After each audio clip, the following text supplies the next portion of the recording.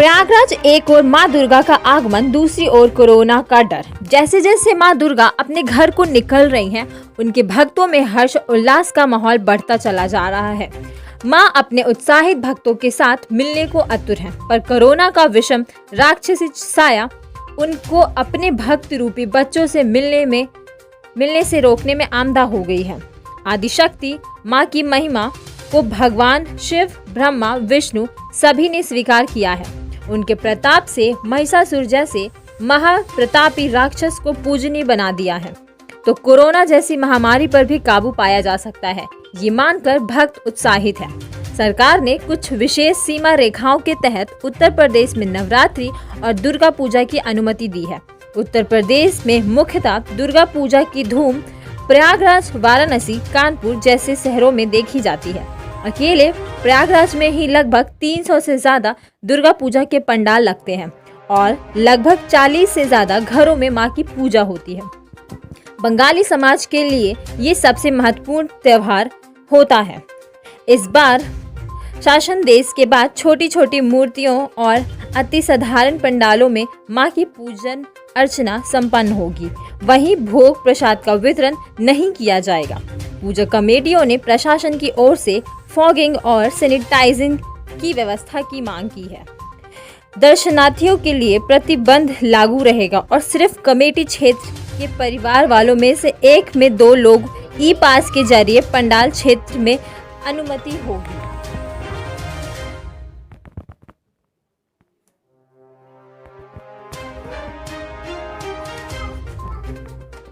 जो भी हमारे तरफ जो पूजा होगी उसमें कम स्वरूप उसको दिया जाएगा। मूर्ति का स्वरूप होगा 3 फीट और पंडाल जो लगेगा 15 बाई 15 का, और जो प्रसाद और भोग का ऐसा वितरण नहीं किया जाएगा। इसमें गैदरिंग कम होगी और भीड़ भी नहीं लगेगी। सिक्योरिटी भी अपने हाथों में लेकर उसको बचाया जा सके कि गैदरिंग ना हो और कोरोना वैसे भी महामारी को देखते हुए भीड़ भी ना लग पाए।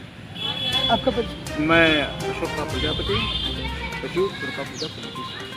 तो मेरे ख्याल से बहुत ज़्यादा भीड़ नहीं आएंगे अगर हम लोग अपनी तरफ से थोड़ा सा अवेयर होकर काम करें, सिर्फ ये देखने के लिए कि भाई इस बार पालन हो जाए किसी तरीके से पूजा का, क्योंकि जान है तो जहान है। और कोरोना में अगर भीड़ इकट्ठा हो जाएगी एक साथ तो कोरोना का विस्तरण होगा ही। उसको रोकने का एक ही जरिया बचा हुआ है कि कम लोगों के साथ एक विधि का पालन किया जा सके, और जिसमें हमारे इलाहाबाद से एडीपीएस ने बहुत अच्छा काम किया हुआ है। उन्होंने अपनी तरफ से कुछ प्रस्तावित गाइडलाइंस तो दी है, लेकिन अभी उस पर से डीएम साहब का कोई आदेश हमारे पास नहीं आया है या किसी भी बारवारी के पास नहीं गया है कि हमें उस पर कितनी कार्रवाई करके कैसे क्या आगे बढ़ना है। आपका परिचय? मेरा नाम सुदीपा मित्रा। उनको जो भी जिस मोहल्ले का है वो उस मोहल्ले के दुर्गा पूजा बारवारी उनको ई पास जारी करे, और जो ई पास दिखाएगा वो मात्र उस समय पूजा के समय आएगा। तो इससे क्या होगा कि जो लोग दूसरे मोहल्ले से रहते हैं और बाहर से आते हैं देखने के लिए, वो आएंगे नहीं, और जो सिर्फ मोहल्ले के हैं वो अपने मोहल्ले में रहें इस बार। आपका परिचय?